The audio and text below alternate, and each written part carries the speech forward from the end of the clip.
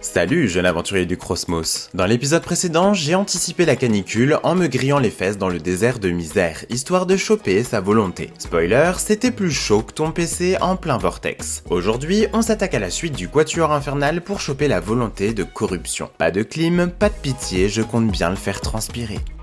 La quête débute en douceur en -1-2 dans le charmant royaume corrompu, auprès d'une ronce pas très accueillante. Direction 00 pour faire causette avec le garde Acronite, planté devant la porte du village Sadida. Laissez-vous aller à un commentaire sur l'état du Sadida devant vous, histoire de briser la glace, mais pas si vite. Le garde ne laisse entrer que les chanceux adoubés par le grand putride. Bref, l'aventure continue. Filez ensuite en 03, trouvez un de ces champignons phosphorescents et ramassez-en un bien juteux. Puis retour en 00 pour l'offrir à notre ami le garde. Magie, la porte s'ouvre et vous pouvez enfin entrer. Allez discuter avec le chef Orobranche et demandez-lui ce qu'il est arrivé au Sadida. Spoiler, le grand putride alias corruption, un des 4 cavaliers de l'héliocalypse, leur a retourné le cerveau avec ses grandes idées mystiques. Prochaine étape, 2-0 pour une rencontre avec la prêtresse Monotropa. Elle vous en dira plus sur le culte de Sadida. Mais avant tout, il va falloir se salir les mains. Récoltez 15 sèves putrides sur les monstres de la zone. Attention, le taux de drop est de 12%. Pour aller plus vite, et parce que j'aime partager mes galères, j'ai fait appel à mon acolyte Hugo et sa super sacrieur.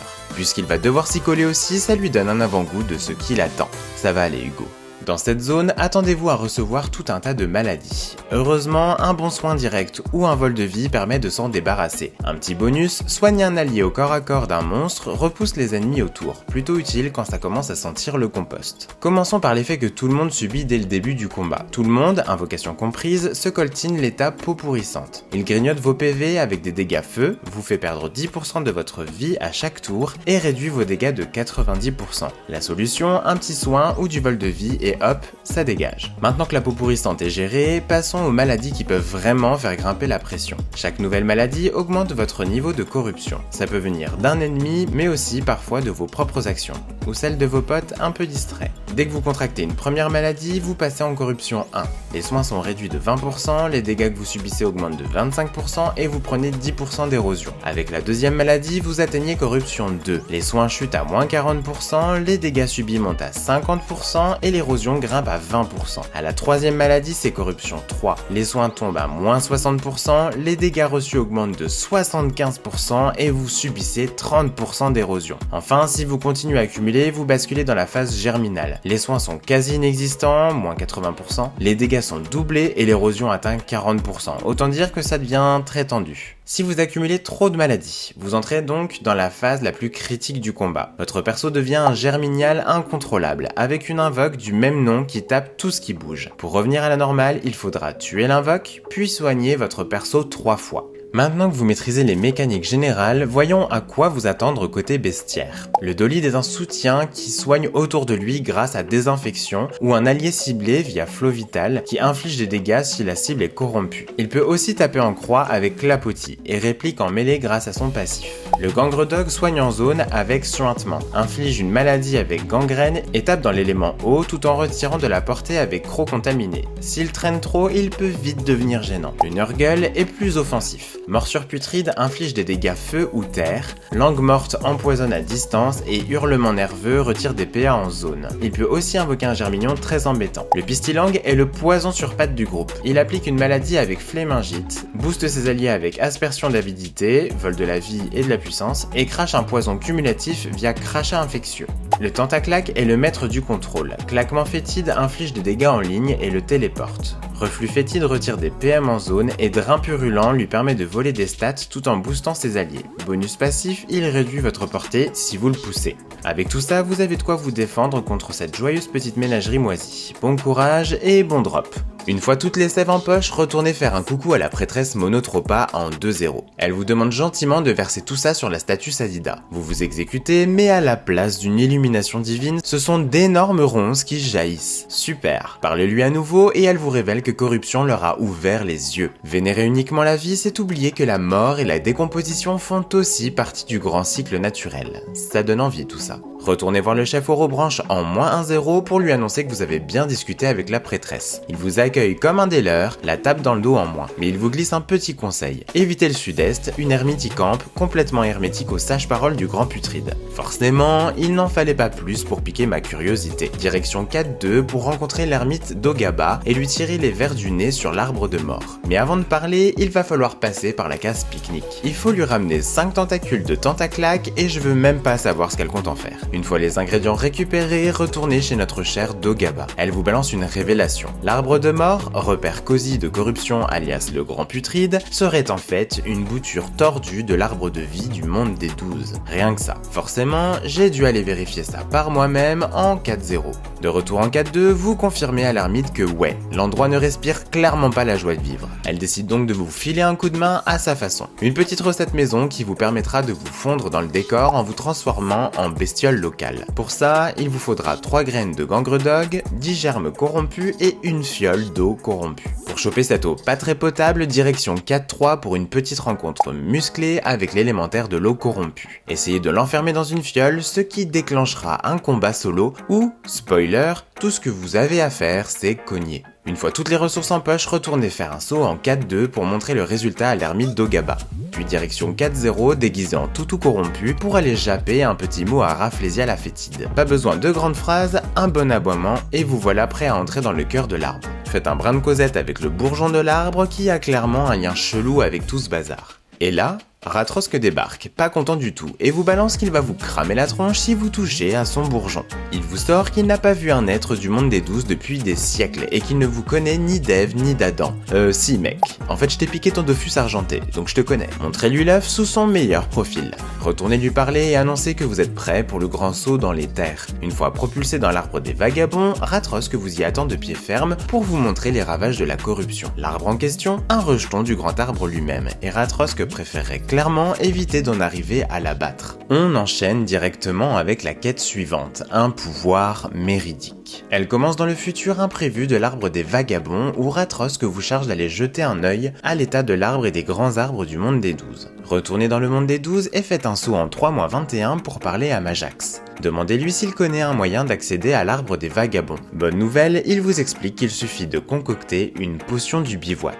Pour la fabriquer, il vous faudra être alchimiste niveau 40 minimum. Une fois préparé, buvez la potion pour vous téléporter dans l'arbre des vagabonds. Une fois sur place, papotez un peu avec le bourgeon parasite qui, visiblement, a décidé de repeindre l'arbre version moisissure démoniaque. Et là, surprise magique. La forme astrale de Majax débarque comme si de rien n'était. Vous aussi vous trouvez ça chelou? Eh bah dites-le lui. Vous lui montrez votre précieux échantillon, mais il fronce direct les sourcils. Il y a une sale énergie là-dedans. Selon lui, seul un dieu peut nettoyer ce bazar. Ni une ni deux cap sur le domaine des dieux pour sonner à la porte du Sadida divin. Avant ça, vérifiez que la quête La colère des dieux est dans la boîte. Ensuite, petit détour par votre temple de classe, un saut dans la statue de classe et vous voilà dans le domaine des dieux. Descendez les escaliers, faites un brin de causette avec la prêtresse de Sadida, montrez-lui votre bout de bourgeon, façon preuve à conviction, et hop, autorisation validée. Parlez maintenant au dieu Sadida. Mauvaise nouvelle, sa magie est trop proche de celle de corruption pour être utile. Résultat, il lui faut un coup de main des 5 mérites qui partagent son affinité avec la verdure. Direction -4-24 pour retrouver Théodore en axe. Posez-lui la question qui pique, où sont planqués les mérides? Il vous glisse quelques indices bien sentis pour commencer la chasse au trésor chlorophyllé. Il faudra alors faire des offrandes à chacun des 5 mérides. Deck en -27-17 à qui il faudra donner les 10 pattes de Nurgle. Jebediah en 2-14 avec les 10 bois de bambou sacré. Groog en -7-1 avec les 10 pots pourris de Dolid. Inkola en -85-59 avec les 10 pétales de Gangredog. Et enfin, Ednas en -9-29 avec les 10 mycoses gelés. Une fois vos emplettes nature faites, retournez voir le dieu Sadida et confiez-lui les fragments des mérides. Il se charge de les fusionner dans une idole magique flambant neuve. Bonne nouvelle, elle vous aidera à repousser la corruption. Mauvaise nouvelle, elle file aussi un petit coup de boost aux ennemis. On n'a rien sans rien. Hugo, si t'es encore dans les parages, prépare-toi psychologiquement. Cette idole n'est pas juste un bibelot magique. Elle rend les mobs complètement cheatés. Ils se fichent des poisons et des attaques à distance, réduction de 80% tranquille. Et quand ils crèvent, ils te balancent l'équivalent de leur barre de vie en pleine tronche, en cercle inversé de 4 cases. Cerise sur le bourgeon, s'ils meurent à ton corps à corps, ils te font péter aussi. En résumé, il faut les taper au corps à corps pour vraiment faire mal, les finir à distance pour éviter de te faire désintégrer, mais surtout pas à plus de 4 cases, sinon c'est toi qui exploses. Voilà, 1 minute de silence pour vos âmes. Bon, je vais pas réellement attendre 1 minute, j'ai autre chose à foutre. Accrochez-vous, il va falloir affronter 3 donjons avec l'effet de l'idole activé. Pour l'activer, sortez-la de votre inventaire de quête, utilisez-la et vous voilà affublé d'une altération pour un combat. Les élus du jour, le Kimbo, le Shenmue et Luga. Petite astuce de survie, l'idole applique ses effets à tous les ennemis, y compris leurs invocations. Donc si vous tuez un monstre en suivant les conditions, mais que vous êtes collé à son invocation ou trop loin, genre à plus de 4 cases, devinez quoi? Bah vous explosez aussi. Oui, même si c'était juste une petite invoque planquée dans un coin. Bref, gardez l'œil ouvert et les pieds bien placés. Avant de quitter chaque donjon, parlez au bourgeon parasite dans la salle après le boss et utilisez votre idole pour le détruire. Après ce joyeux gangbang naturel, allez voir Majax en 3-21 qui vous téléportera de nouveau directement dans l'arbre des vagabonds. Préparez-vous à discuter avec ce bon vieux bourgeon parasite. Si vous êtes en team, petit tips, lancez le dialogue avec tous vos persos, mais ne le terminez pas tout de suite. Un combat contre 4 monstres de la zone vous attend et ce dernier est multijoueur, donc autant synchroniser vos clics pour valider la quête en une seule baston collective. Pratique, non? Une fois le combat terminé, allez faire votre rapport à la forme astrale de Majax, pour annoncer que vous avez nettoyé le monde des 12 de toute trace de corruption. Il vous félicite, mais à moitié. Il vous rappelle que non, c'est pas fini. Le cavalier corruption a encore des tours dans sa manche. Pas de repos pour les héros. Direction 4-0 devant l'arbre de mort dans la zone du royaume corrompu. Mauvaise surprise, l'idole de Sadida est à plat. Batterie 0%, plus aucun effet. Pas de panique, on connaît une vieille branche pleine de ressources. Foncez en 4-2 voir l'ermite d'Ogaba et demandez-lui si elle connaît un moyen de détruire l'arbre de mort. Et là, elle vous sort un scoop. L'arbre est carrément fusionné avec corruption lui-même. Impossible de le dégager sans éclater le cavalier. Sauf que, plot twist, corruption est immortel. Il revient à chaque fois comme un vieux chewing-gum collé à ta basket. La seule chance, une force divine. Autrement dit, il va falloir se sortir les doigts du.